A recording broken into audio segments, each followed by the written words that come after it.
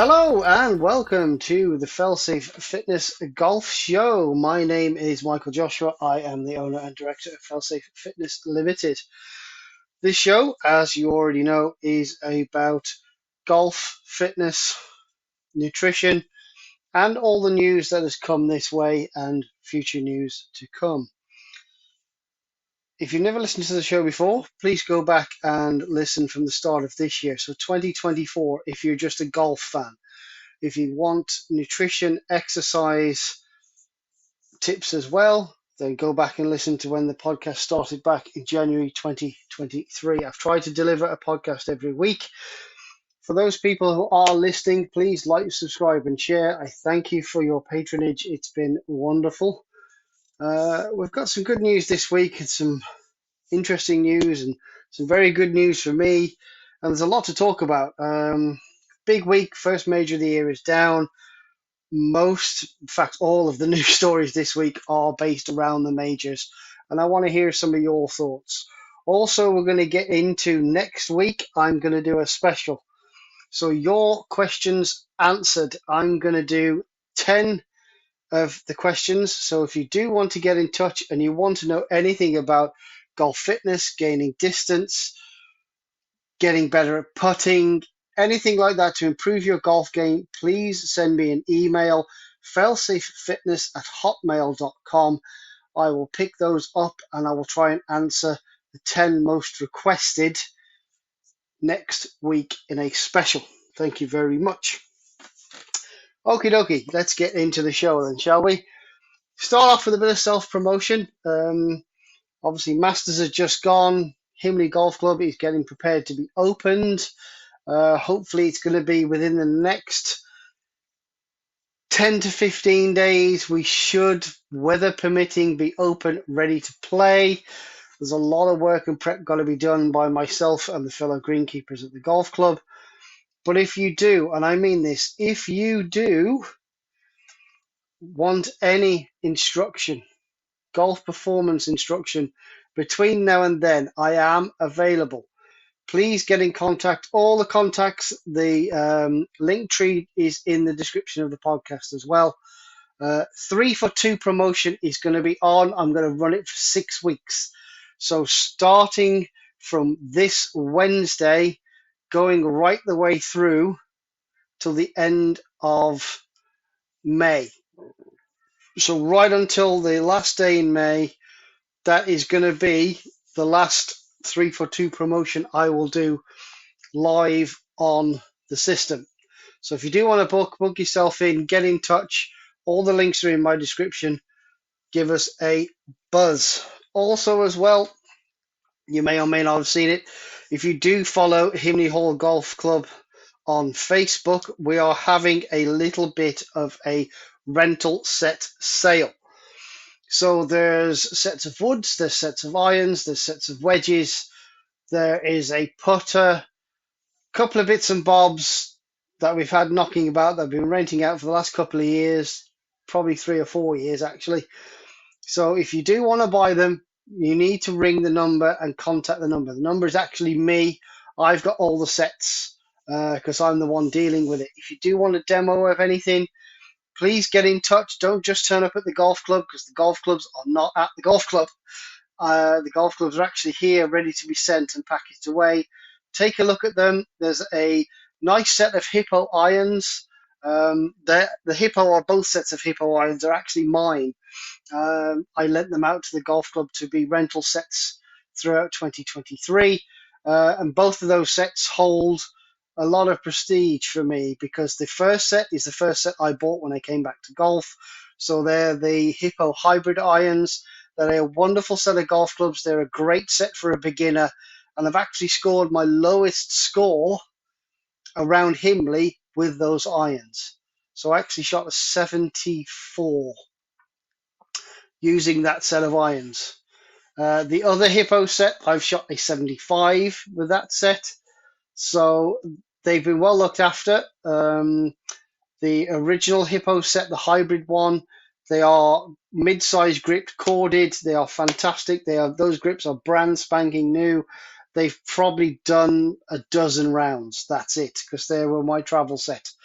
They are a little bit banged up, as you'd expect to be for the age of them, but they'll be great for someone to use as a beginner set. New clients this week came in. It's been wonderful. Thank you for the response. I know the website has picked up. I know the blog has picked up. I know TikTok and Instagram has been getting some attention as well. So thank you very much. Go follow all those social media channels for all more tips, etc., etc., and some exclusive offers here and there. And talking of exclusive offers, don't forget in the description as well, I have a My Protein and a bulk discount code or link. So you use that link, you can save yourself some money on some nutritional products. Bulk also do clothing, so do My Protein. It's very good quality clothing to be in the gym. So if you're looking for some good quality, high quality protein, save yourself a bit of money on your first order. Use those links and codes in the description. Let's get into where we're going to be playing this week then, shall we? So this is the bit where I do all the tours. So PGA Tour, LPGA Tour, DP World Tour, Ladies European Tour, and of course Live. Um, Starting with the PGA Tour, defending champion this week is going to be Matt Fitzpatrick. It's the RBC Heritage at Harbour Town. And if you're interested, I will also recommend you watch the Failsafe Fitness YouTube channel at some point this week, probably Wednesday night-ish. As this podcast goes out, hopefully I will be doing a live stream of the Golf Plus version of Harbour Town. So if you've got a MetaQuest headset or you've got a VR headset, you will have seen that Harbour Town was one of the packs for that. So I'm going to be playing around at Harbour Town on sort of medium settings at the competition length. So you can take a look at the golf course before they actually play it this week. Look out for that. So Harbour Town, obviously Heritage. It's one of the elevated events as well. This is one of those sort of forgotten events because the week after the Masters, people were not going. But elevated event now, 20 million in prize money on the line. DP World Tour, nothing this week. They're not doing anything. They've had a couple of weeks off with the Masters on. They don't start again till next week. Ladies PGA Tour, they are in New Jersey. So they're at Liberty National, New Jersey for the Mizuno America Open. So that'll be good. Also, the Ladies European Tour, they are in South Africa for the Joburg Open. Very interesting if you do get to watch any of that at any point. Be very good to catch some of that golf. It's going to be very interesting out in Joburg. Live haven't got an event now till I think it's May. End of May is when they've got a next event. So it's a long time before any of those players actually play competitive golf again, apart from the 12 that played in the Masters. So very interesting to see that. And that's it. That's where all the big boys and girls are playing this week in the major tours. Not going to make any tips this week. I will for the majors, but I'm not going to do for tournament golf. But yeah, Masters. We'll crack into that, shall we? So very interesting at the Masters this year. There's a lot to get through. A lot happened sort of during the tournament, after the tournament. Yeah, it's fun. So let's get into these.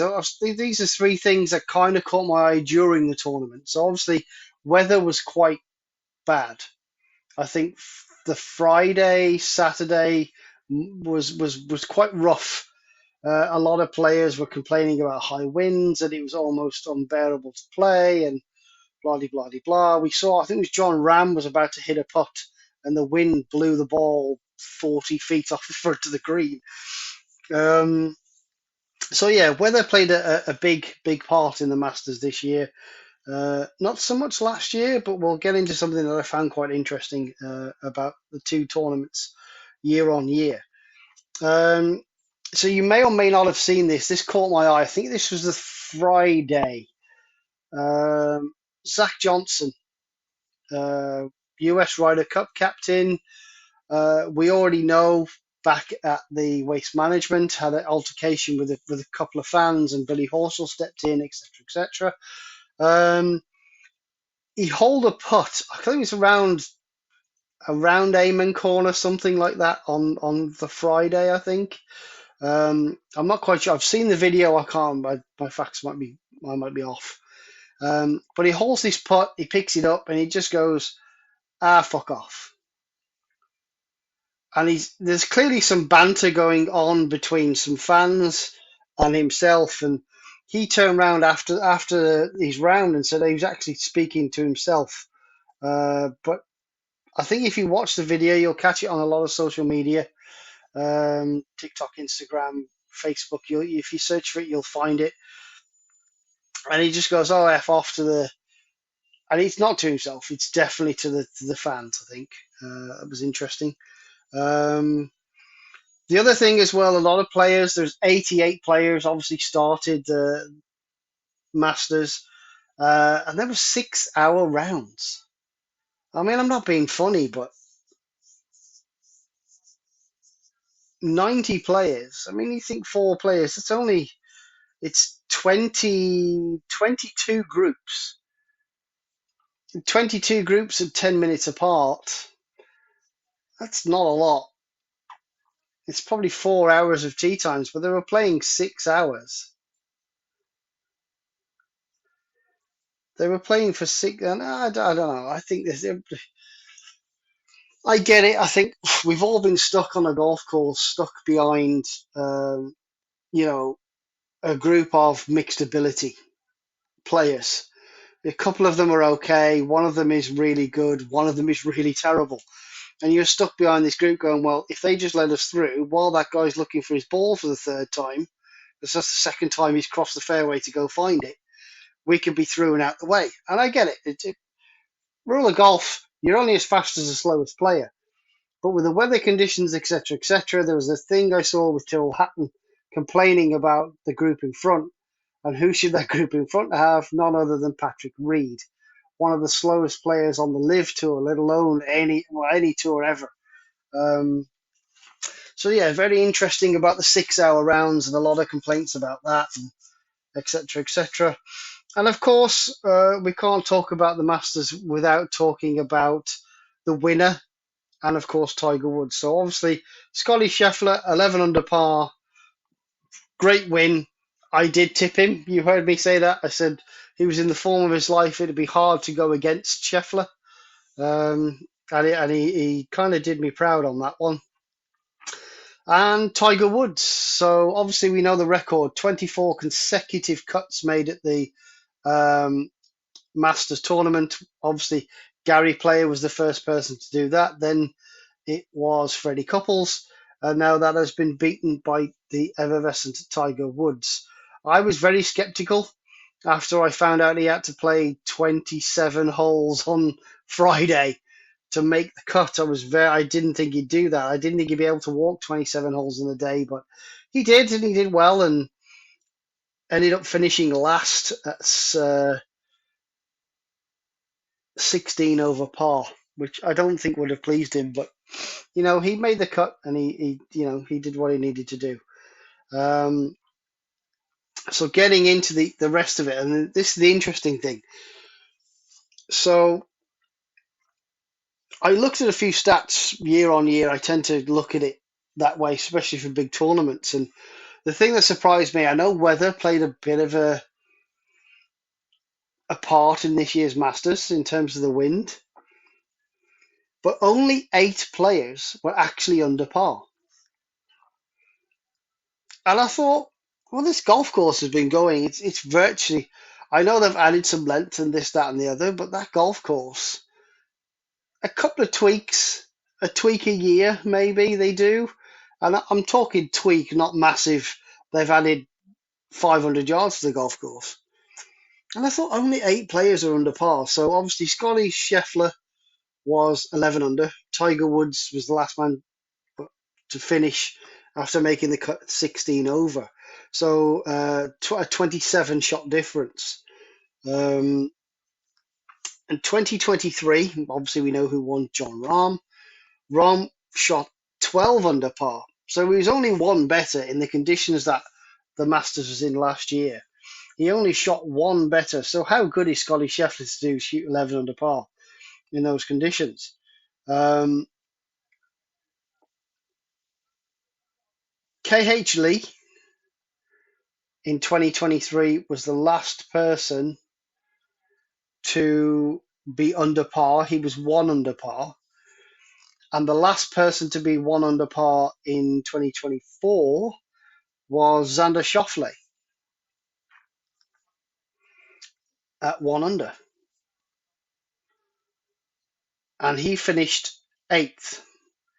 Every single person who finished under par or even par at the Masters this year finished in the top 10.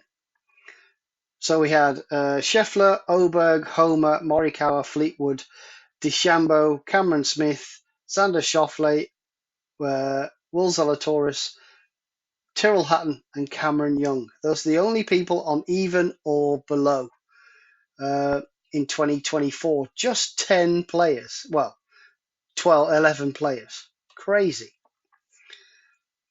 Now, 2023, it went all the way down to 23rd place with KH Lee. There was 23 players under par, double. And I know the weather was okay, but I was quite shocked at that stat. And then when you talk about the person who finished last, the last person to make the cut and finish last was Keith Mitchell. He was 14 over par, shot 7 over in his last round. So that was a bit of a nightmare finish. So there was a 26 shot difference between the two, which is nuts. I just thought that was an interesting stat to come away from the Masters. When that golf course doesn't get changed massively year on year, I know the weather played its part. Sheffield to finish just one shot worse than round one last year, but only, 11 players finished even or under, and then the year before it was 23. It's crazy. And then the last story I want to talk about that caught my eye with the Masters, and it caught my eye during the first round. I had a chat with a few friends and a few buddies, and I thought it was a little strange. But Greg Norman obviously blew his shot at the Green Jacket in 1996 when he blew that, was it 5 shot lead to Nick Faldo, but didn't get an invite by the Masters tournament to come and watch. Obviously, he's got a great history at the tournament, finished quite well, played poorly on a couple of occasions, should have won probably, but hey, it is what it is for Greg. Um, Obviously, he's the CEO of Live. And I thought the thing that was quite interesting was that he actually paid for tickets to go to the Masters himself. So he walked around with fellow patrons all 4 or 5 days. And I find that quite interesting because he's the CEO of Live. He's got a dozen players in that field, and not one player offered it to get him a ticket to behind the scenes. And I thought that was, I don't know whether that's disrespectful. I don't know whether that's because, I mean, obviously, I don't think the PGA Tour wanted him there anyway. But is that just the players going, well, Greg doesn't mean anything to them either? It's just very interesting. A weird situation to be in. And watching him walk around with some of those patrons was mad. Some of the scenes that he was kind of creating when he was following some of his players around. So what's your opinion on that? Scheffler obviously in great form and shooting just one worse than the Ram did last year to win in the weather conditions. What do you think about just 8 players being under par and only 11 players being par or better? Uh, and do you think 88 players is enough? I mean, I remember the days when I know there's a few of the former champions have not gone back. Sandy Lyle didn't go back, etc., etc. Um, Bernard Langer's not there this year because he's had surgery. Um, So yeah, what do you think? Do you think 88 players is enough for an event of this big? When you look at it, it's one of the smallest fields. I mean, could we invite 5 players from Live as well as the guys that are? Would that make a massive difference? I mean, you look at the Open. The Open's probably got what 150, 160 players almost, with former champions, past champions, and players, and they tee off at stupid, ridiculous o'clock in the morning, and they're still playing around 7, nearly 8 o'clock at night. So I think most tournaments have 120, 130 players. They could easily add, I think, at least a dozen, if not 24 or 36 more players to that roster to make a bigger field. But that's just me. Um, yeah, so Masters, let me know what you think. And also, don't forget, failsafefitness@hotmail.com. Give us a buzz on the things that you want to learn about, things that you want to improve in your game or your fitness. And I will do those questions next week in a special 10 questions. So let's get back to myself a little bit. We're going to go talk about the blog. So if you go to the link in the description, or the link tree is also in the description now as well. So failsafefitness.weebly.com. You can take a look at the blog, and the blog's quite interesting this week, and it's about weight loss, and it's something I've discussed with a lot of people, both golfers and non-golfers, and housewives and young adults who are looking to lose weight. And I said,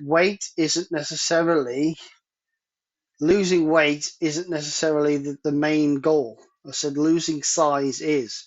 So I've put out there, it's waist loss over weight loss. So reducing the size of your waist, reducing the size of your body, because muscle is denser than fat. Some people, they get to a point where they still feel that they want to get down to, say, I don't know, they want to get down to 10 and a half stone, and they're stuck at 11 and 11 2, 11 stone 2 pounds. So they've still got a ways to go.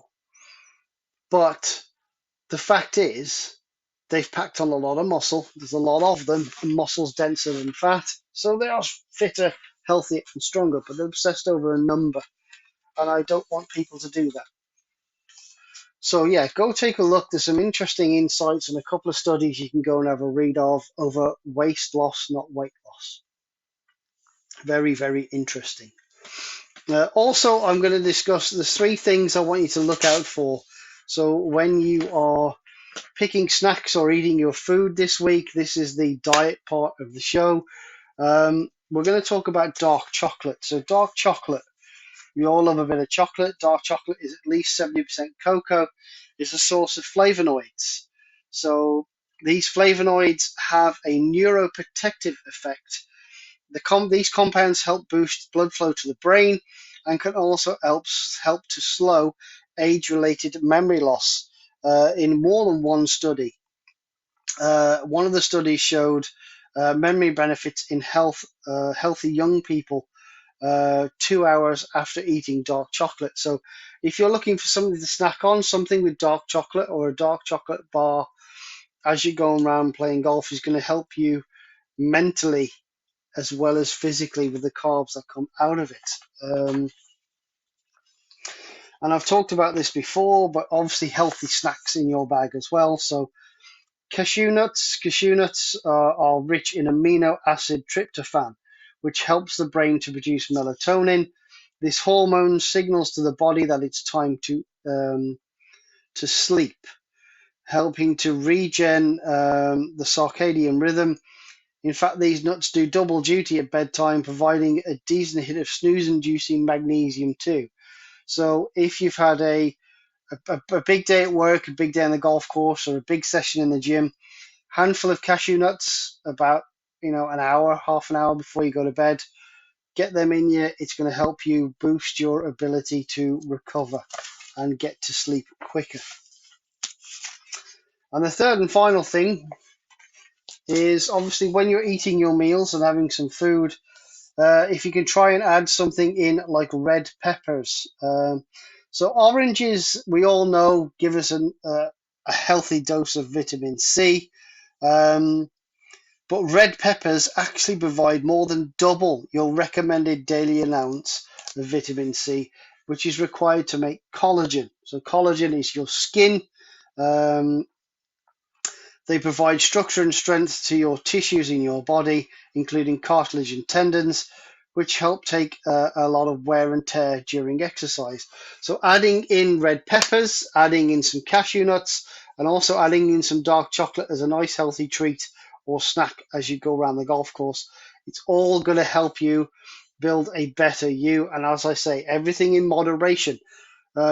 My nutrition and weight management courses that I run with my clients as well, alongside their personal training and their golf exercise, I do help with some nutrition along the way. Adding things in like this can make a big difference in the way you snack, because you can snack on red peppers, you can snack on cashew nuts, you can snack on a little bit of dark chocolate, 3 or 4 squares, tucked away in your bag or a lunchbox in your golf bag, or before you hit the gym to give you that boost of energy. It's all very relevant and all very healthy, as long as you're not sat there eating 200 grams of dark chocolate, 4 red peppers, and a 500-gram bag of cashew nuts a day. The benefits are going to outweigh the damage that that massive amount of food is going to do. So yeah, everything in moderation, and I just thought I'd put that out there as information for this week. Golf. Let's get into it.